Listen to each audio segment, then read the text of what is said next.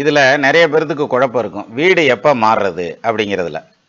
இப்போ நடந்துட்டு இருக்க டைம் உங்களுக்கு வீடு மாறுமா மாறாதா, இதை எப்படி கண்டுபிடிக்கலாம் அப்படின்னா, இப்போ என்ன தசை நடக்குதுன்னு பாருங்க. ஒரு எடுத்துக்காட்டா ராகு தசை நடக்குது, குரு தசை நடக்குது, சனி தசை, என்ன தசை வேணாலும் நடக்கட்டும்.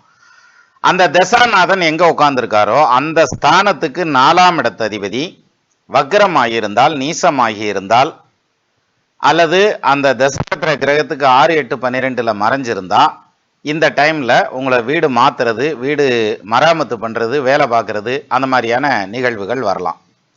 ஒரு சிலர் சொல்லுவாங்க, நான் பிறந்ததுல இருந்தே அந்த வீட்டில் தானே இருக்கேன் அப்படின்வாங்க. நீங்க இருக்கலாம், ஆனா அந்த பர்டிகுலர் புத்தி நடக்குது பார்த்தீங்களா, தசாநாதனுக்கு 4ஆம் இடத்ததிபதியினுடைய அந்த புத்தியில நீங்க வெளியூர் போயிட்டு வருவீங்க. ஃபேமிலி கூட அங்கேயே இருந்திருக்கலாமே தவிர நீங்க ஷிஃப்ட் ஆகிட்டு வர்றதுக்கான அமைப்பெல்லாம் கூட உண்டு. ஆக மொத்தத்தில் நடக்கிற திசைக்கு 4ஆம் இடத்ததிபதி நீங்க என்ன செய்ய போறீங்கிறத கண்டுபிடிச்சு கொடுத்துரும்.